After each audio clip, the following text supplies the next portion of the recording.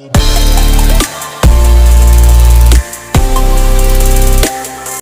دل کی اگلی قسط کے ساتھ حاضر ہیں۔ میں اپنی صفائی میں بہت کچھ کہنا چاہتا تھا۔ میں انہیں بتانا چاہتا تھا کہ وہ مجھ پر، میری ذات پر اتنا تو یقین کریں کہ اعلیٰ مارا سے میرا عشق واقعی روایتی اور فرسودہ قسم کا نہیں تھا۔ ہاں، وہ مجھے پسند ضرور تھی اور اس پسند میں چاہت کا عنصر بھی شامل ہے، مگر ہم دونوں نے چاہت کے اس راستے پر اپنی زندگی کے کسی بھی حوالے کے بجائے پاکستان کے حوالے سے خواب دیکھے ہیں، وطن کے حوالے سے باتیں کی ہیں۔ یہ درست ہے کہ اعلیٰ مارا سے طویل سنجوگ میری اس نادان عمر کا کچا خواب ہے، ایک ایسا خواب آنکھ کھلنے پر تعبیر جس کا کبھی نصیب نہیں ہوتی، لیکن ہم یہ تعبیر حاصل کرنا چاہتے تھے۔ میرے بھائی، ہم تو وہ ہرواں نصیب لوگ ہیں جو اس راہ پر دشمنوں کی طرف سے بچھائے گئے تمام کانٹے اپنی پلکوں سے چننا چاہتے تھے۔ خدارا ہم پر ترس کھائیے، ہمیں آزاد کر دیجیے، ہمیں سیاست کی نہیں بلکہ اپنی زندگی جینے دیجیے۔ یقیناً ہم معصوم اور بے گناہ ہیں۔ یہ وطن، یہ فضائیں نفرت کے لیے نہیں، محبت کے لیے ہیں۔ ہمیں محبت کرنے دیجیے۔ ہماری راہ میں نفرتوں کے بیج بو کر کسی کو کچھ حاصل نہ ہوگا، ماں سوائے اس کے کہ ہم سب کی زندگی اور پہچان بچھڑ جائے گی۔ لیکن ہماری کسی بھی پکار کا کوئی اثر نہ ہوا۔ میرے بھائی سمیت کوئی بھی پلٹ کر ضمانت کا ذکر تک کرنے نہ آیا۔ البتہ فیاض یہ منحوس خبر لایا کہ انصاری صاحب کو معطل کر دیا گیا ہے، اور جن احباب کو اس عظیم درسگاہ سے ہمیشہ کے لیے نکال دیا گیا ہے، اس میں میری ذات شریف کے علاوہ عربی خان زکا اور مولوی خلیق سمیت کئی اور لوگ بھی شامل تھے۔ گولی کس نے چلائی کچھ پتہ نہ چل سکا، اور وہ نامعلوم ملزم ہمیں کسی جہنم میں دھکیل کر مفرور ہو چکا تھا۔ یہ اطلاع پاتے ہی ذکا الدین دھاڑیں مار مار کر رویا۔ میرا بھی حوصلہ ٹوٹ گیا۔ 4 دن گزر گئے اور میرے یاس و نامرادی کی شام ہمارے اندر اترتی چلی آئی۔ ہم لوگ اپنی اپنی حسرتوں پر آنسو بہا کر سر جھکائے بیٹھے تھے کہ ہماری درسگاہ کے منتظم اعلیٰ پروفیسر راجہ محمد اسلم خان تشریف لائے۔ ان کے ہاتھ میں ہماری رہائی کا پروانہ تھا۔ ہم لوگ ڈرتے ڈرتے ان سے چند قدم پیچھے چلتے ہوئے باہر جب آئے تو دنیا ہی بدل چکی تھی۔ 4 دن کی اس قید کے صدقے باہر ایک ہجوم ہماری خیر مقدم کے لیے موجود تھا۔ ہم لوگ ہیرو بن چکے تھے۔ اس سے پہلے ہم کچھ سنبھل سکتے، ہمیں کاندھوں پر اٹھا لیا گیا، اور شاندار نعرے لگاتا یہ جلوس شہر کے مرکزی چوک کی طرف روانہ ہو گیا، جہاں مستقبل کے رہنماؤں نے اپنے انجانے دکھوں پر احتجاج کرتے ہوئے جلوس سے خطاب کیا، اور انصاری صاحب کی معطلی کے علاوہ ہم جیسے محب وطن انسانوں کو تعلیم و سیاست کی اس راہ سے ہٹانے پر دھواں دھار تقاریر کیں۔ یہاں تک تو بات درست تھی، لیکن جب حکومت وقت کے خلاف الزام تراشی کی کیفیت سامنے آئی تو اس جلوس پر بھی لاٹھی چارج کر دیا گیا۔ منتشر شدہ احباب ادھر ادھر دوڑتے ہوئے پناہ گاہیں تلاش کرنے لگے، اور ہم جیسے ہیرو احباب کو پولیس نے بحفاظت گھروں تک پہنچایا۔ 4 دن کی اس بے مثال جدائی کے بعد گھر کے اندر قدم رکھتے ہی میری ماں کے آنسوؤں نے میرا استقبال کیا۔ وہاں بابا جان نے جائیداد سے آنکھ کرنے کی عظیم الشان دھمکی عنایت فرمائی۔ ان کی واپسی عمل میں آ چکی تھی، اور میری عدم موجودگی میں تمام خبرنامہ سننے کے بعد وہ گرجنے اور برسنے کے علاوہ میری ماں پر دھاڑنے کے پسندیدہ ترین عمل سے بھی گزر چکے تھے۔ میری ماں نے بھی اس موقع پر دیگر ایشیائی ماؤں کی طرح نہ صرف مجھے اپنے آنچل میں پناہ دی بلکہ کلیجے سے لگایا۔ بڑے بھائی تو بما اپنی بیگم کے ہماری زندگی سے علیحدگی فرما چکے تھے۔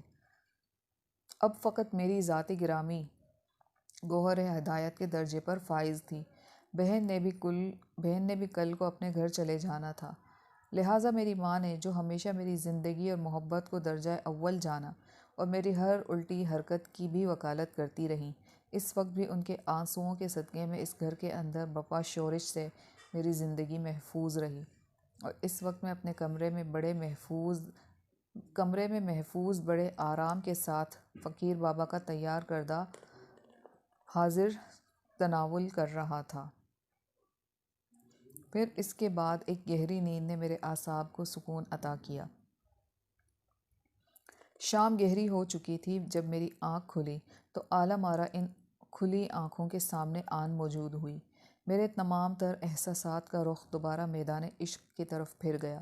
مجھے اس کی آنکھوں کی چمک سے لے کر ہونٹوں کی ہنسی تک کہ وہ تمام پکارتے لمحات بے تحاشا یاد آئے، جنہوں نے حب الوطنی کے اعلیٰ ترین درجے کو دل کی سرفرازی پر ترجیح دیتے ہوئے ہمیں زندگی کے کسی بھی پل کبھی جذباتی نہ ہونے دیا۔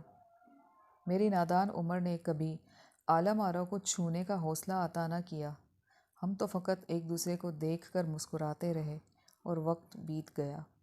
میں بے تاب ہو کر اٹھا اور تیار ہو کر بظاہر عربی خان کی عیادت کے بہانے فقیر بابا کو اعتماد میں لیتا ہوا در محبوب کی طرف روانہ ہو گیا۔ میرے دل کے اندر کئی دیے سلگ سلگ کر بجھ چکے تھے اور ان کا سلگتا ہوا دھواں میرے دماغ میں ایک آتش فشاں کی صورت میں جمع ہو رہا تھا۔ ڈاکٹر باری کے گھر کے باہر سڑک پر ہو کا عالم طاری تھا۔ کہیں کوئی آواز نہ کوئی ذی نفس موجود تھا۔ میرے اندر بپا جذبوں نے اب خود غرضی کا لبادہ اوڑھ کر ایک جنون کی شکل اختیار کر لی تھی، لہٰذا اسی جنون کے تحت میں اپنے پرانے دوست بل ڈاگ کی طرح کسی اور جانور کے بھی حملے کی پرواہ کیے بنا بلا خوف و خطر اس مکان کے کھلے گیٹ سے اندر داخل ہو گیا۔ ایک عجیب قسم کی وحشت نے اس انتہائی بیزاری سے میرا خیر مقدم کیا۔ اب میں حیران تھا۔ اس گھر کے تمام دروازے کھلے ہوئے تھے لیکن کوئی بھی فرد موجود نہ تھا۔ میں گیسٹ روم کے اندر گیا۔ کمرے کی ترتیب تو ویسی ہی تھی، البتہ دیوار پر آویزاں پیارے قائد اعظم کی پورٹریٹ موجود نہ تھی۔ میں اپنی پریشانی کو عجب رنگ کی کیفیت میں بدلتے دیکھ کر واپس پلٹا ہی تھا کہ اچانک ڈاکٹر باری صاحب کی آواز آئی، کون ہو تم؟ میں نے کہا، میں ہوں سر۔ میری آواز میں گھبراہٹ کا عنصر نمایاں تھا۔ وجاہت محمود سکندر۔ آپ نے پہچانا کیوں نہیں؟ مگر اس وقت ڈاکٹر باری سے قطعی مختلف نظر آ رہے تھے جنہوں نے کبھی میرے زخموں پر مرہم لگایا تھا۔ انہوں نے میرے شکوے کو قطعی طور پر نظر انداز کرتے ہوئے اسی اجنبی لہجے میں دوسرا سوال کیا، تم کس لیے آئے ہو یہاں؟ میرے دل پر بڑی گہری چوٹ لگی اور میری روح تلملا اٹھی۔ ڈاکٹر باری میرے محسن تھے، میرے مسیحا تھے، پھر آج یہ اجنبی روپ کیوں؟ میری آنکھیں بھیگ گئیں اور میری زبان نے چلا کر اپنی فریاد ایک پکار ایک سوال کی صورت میں کی، سر، عالم آرا کہاں ہے؟ ڈاکٹر باری نے غصے سے مجھے دیکھا اور پھر تیز لہجے میں بولے، وہ واپس چلی گئی ہے۔ کہاں؟ میرے اندر سے ٹوٹتا کانپتا اور بکھرتا ہوا سوال آیا۔ بنگلہ دیش۔ انہوں نے اپنے لہجے میں خود اعتمادی لانے کی کوشش کی اور میرا فریادی وجود ان کے قدموں میں گر پڑا۔ خدا کے لیے سر ایسا مت کہیے، مشرقی پاکستان کہیے سر، مشرقی پاکستان۔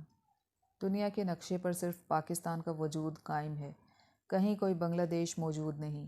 آپ کو مسلمان امت کے سردار کی روح عظیم کا واسطہ ہے سر، اپنے الفاظ واپس لے لیجئے۔